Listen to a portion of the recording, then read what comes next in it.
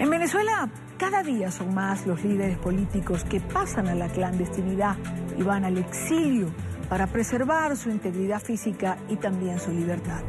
El caso de los alcaldes quizás sea emblemático. Recordemos que a muchos de ellos, 12, si no recuerdo mal, le fue dictada privativa de libertad y fueron separados de su cargo por órdenes del Tribunal Supremo, básicamente por permitir las protestas antigubernamentales que se realizaron en el municipio de cada uno de ellos en esos meses de protesta entre abril de este año y el mes de julio. Algunos de estos casos, por ejemplo, el de Ramón Muchacho, joven político, alcalde del municipio Chacao, hoy en día en Miami.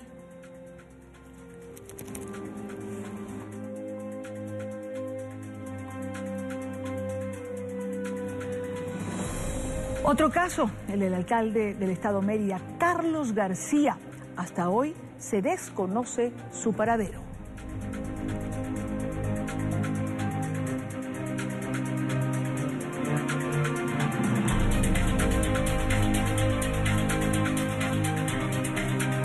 Gustavo Marcano, alcalde de Lecherías en el estado Anzoátegui, se encuentra hoy en los Estados Unidos. El alcalde también debería cumplir esa prisión o esos meses de prisión, 15 meses. Se les dio a casi todos.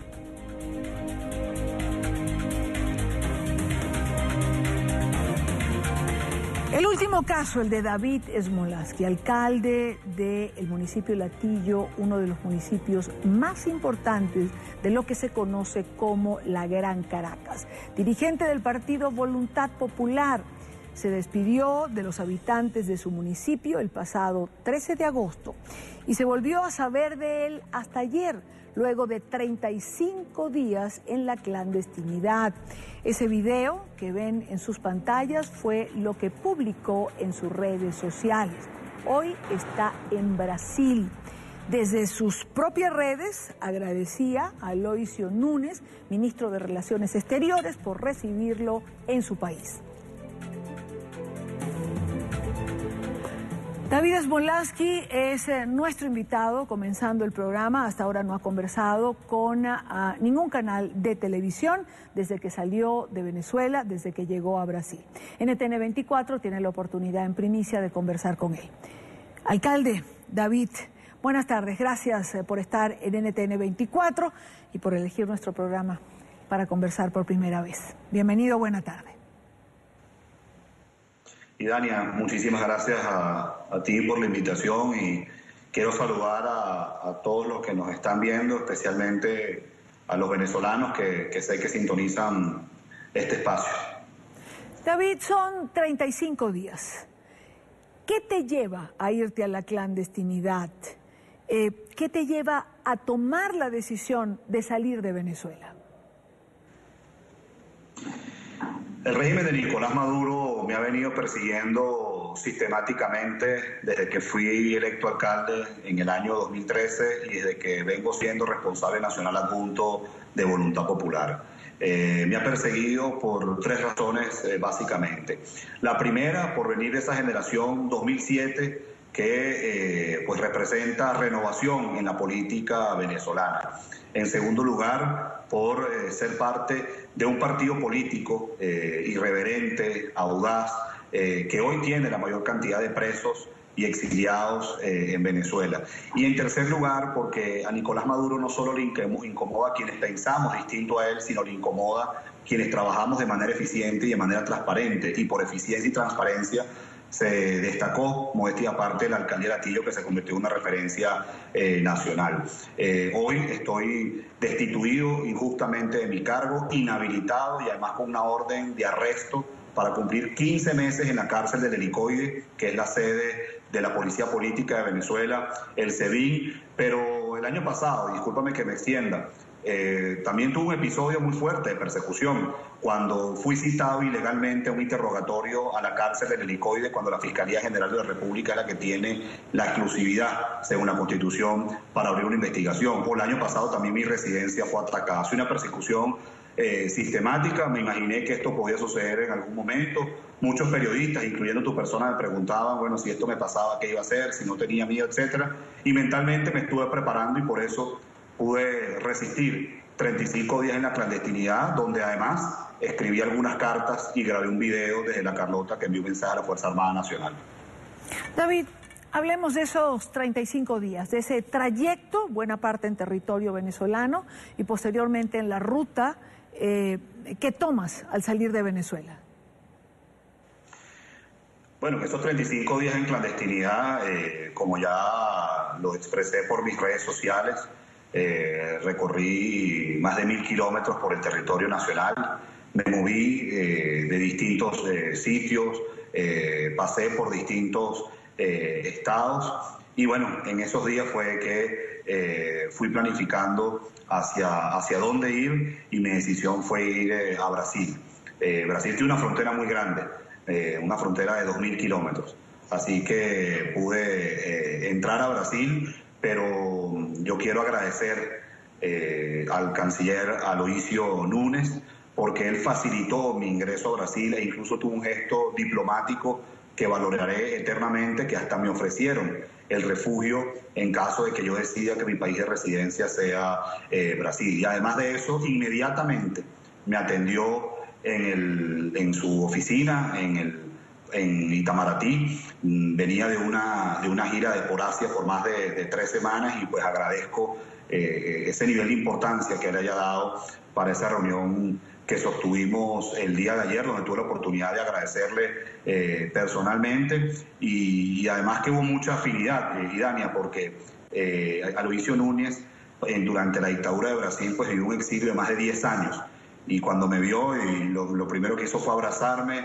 y yo le dije, mire, discúlpeme que venga tan informal con una camisa manga larga nada más, yo estoy llegando, no tengo ni un traje ni nada, y me dijo, yo sé lo que es el exilio, pero el tuyo va a ser más corto que el mío porque vas a volver a una Venezuela democrática muy pronto. Así que esas fueron las primeras palabras que intercambié con el canciller Aloysio Núñez. Y bueno, en la clandestinidad, pues traté de mantenerme activo, como ya te dije, con cartas y videos que publiqué. Ahora, volvamos sobre el trayecto, sobre ese recorrido que hiciste en Venezuela para poder salir. Imagino que fue por tierra, que lo hiciste de madrugada, es decir, había un cerco importante sobre tu persona. Mira, yo la verdad es que no tuve prácticamente a nadie que me ayudara. Yo evidentemente, pues para llegar a Brasil la única forma de hacerlo era por tierra. Recuérdate que cada vez que citaron a los alcaldes, pues tuvimos prohibición de salida del país. Entonces, evidentemente, la opción aérea, en caso de uno tomar como opción el exilio, pues nunca fue para mí algo a plantear. Así que bueno, yo me mantuve en la clandestinidad por más de un mes. Fue una oportunidad de recorrer nuevamente el territorio nacional, de albergarme en sitios donde sabía que iba a estar seguro. Hubo una instrucción muy clara por parte del régimen de arrestarme, estaba muy alerta el SEBIN, estaba muy alerta el DGCIN, hubo hostigamiento hacia servidores públicos de la alcaldía de Atillo. Uno de mis directores fue secuestrado por 10 horas preguntándole, o lo fue secuestrado, mejor dicho, para preguntarle dónde yo estaba. Hubo personas, tanto de la alcaldía como de mi familia, que recibieron llamadas de amenaza, pero bueno, mantener la calma, el temple, la frialdad, la disciplina, la prudencia, hizo posible que yo llegara a Brasil y que llegara directamente además a Brasil y reunirme con el canciller, y hoy estuve además en el Parlamento.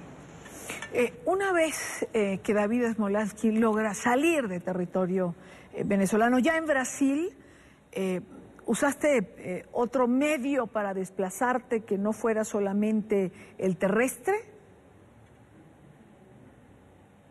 Bueno, las distancias en Brasil son muy largas. Lo más importante era poder ingresar a territorio brasileño, que las autoridades estuviesen al tanto que yo estaba acá. Y una vez que las autoridades pues estaban al tanto de que yo estaba en territorio brasileño, pues se me facilitó poder tomar un vuelo a lo interno de Brasil.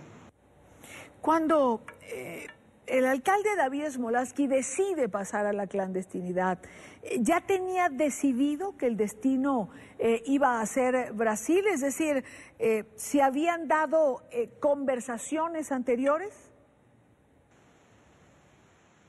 Bueno, yo en primer lugar, como te decía, lo que me sucedió el 9 de agosto no fue algo que me cayó de sorpresa.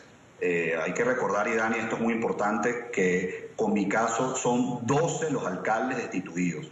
Y esto es algo que se sabe poco y que me encargaré de decirlo en cada instancia internacional que tenga la oportunidad de visitar y de reunirme. Los 12 alcaldes destituidos representamos nada más y nada menos que cerca de 10 millones de venezolanos. O sea, se le ha dado un golpe de Estado a la tercera parte de la población de Venezuela. Al 33% de la población total de Venezuela se le ha desconocido su voto cuando nos eligieron en diciembre de 2013. Entonces tienes a un Antonio Ledesma que tiene 2 años y medio preso, un Daniel Ceballos que tiene 3 años y medio preso, un Delson Guárate que tiene 1 año preso. Recientemente pues salieron del país Gustavo Marcano, Ramón Muchacho, Omar Lares, Carlos García. Entonces uno se imaginaba que esto podía suceder. Entonces ya yo había pensado que si eso pasaba conmigo, pues yo me iba a ir a la clandestinidad. Yo pues iba a dar algunas expresiones de la clandestinidad, como lo hice con esas cartas y ese video, y afortunadamente, bueno, fue Brasil quien facilitó mi ingreso.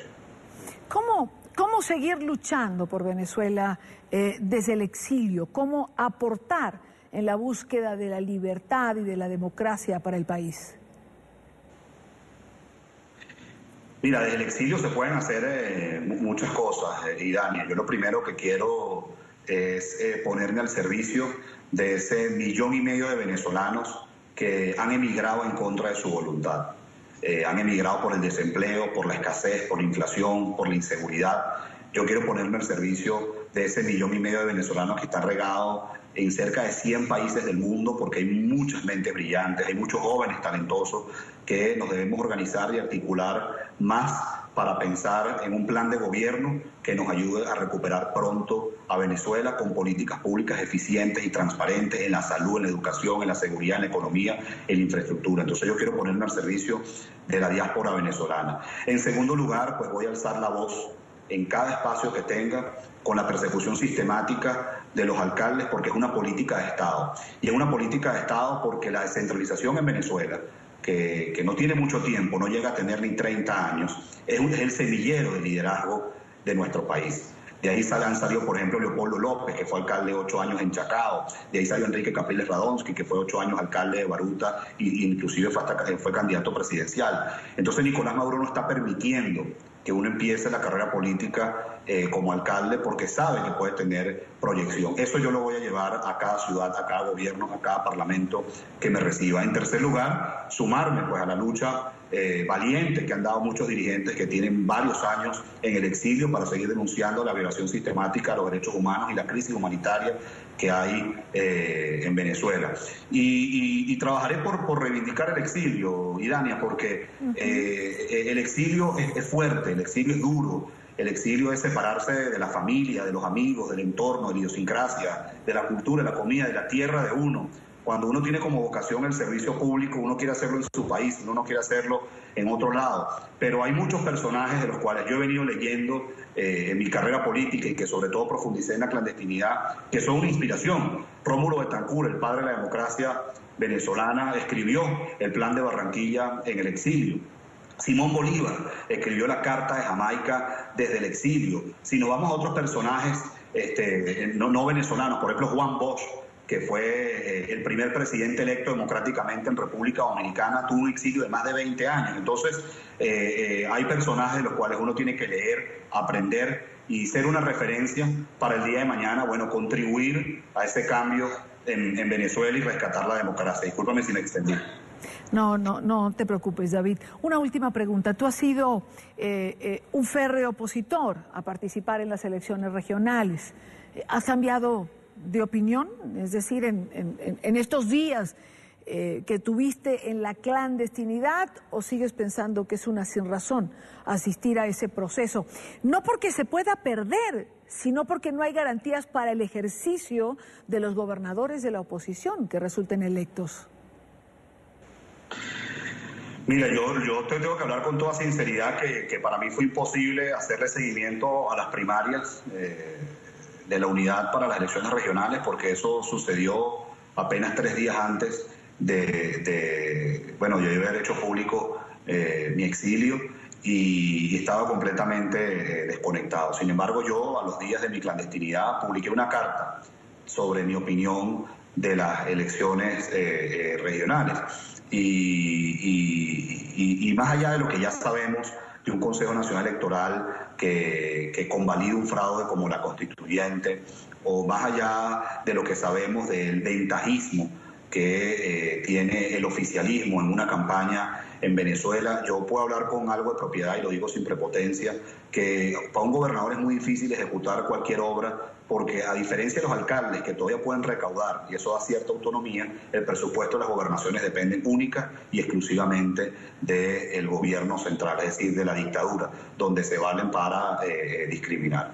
Así que la verdad es que pude ver muy poco de las primarias del pasado domingo y estoy enfocado en esta nueva etapa que tengo en el exilio, de inspirarme, como te dije anteriormente, de personajes valiosos en Venezuela y en otras partes para poder contribuir a la salida lo más pronto posible de Nicolás Maduro. Yo no voy a descansar ni un día desde el exilio hasta que Nicolás Maduro abandone el poder y se abandone además con sus cómplices corruptos. Quiero agradecer a David Smolansky. Gracias de verdad, David, por estar con nosotros y por estos minutos en la tarde de NTN 24. Muchísimas gracias por la invitación y bueno, discúlpame si me extendí en algunas respuestas. Primera entrevista que estoy dando en televisión y era mucho que uno tiene cargado por más de un mes. Un abrazo.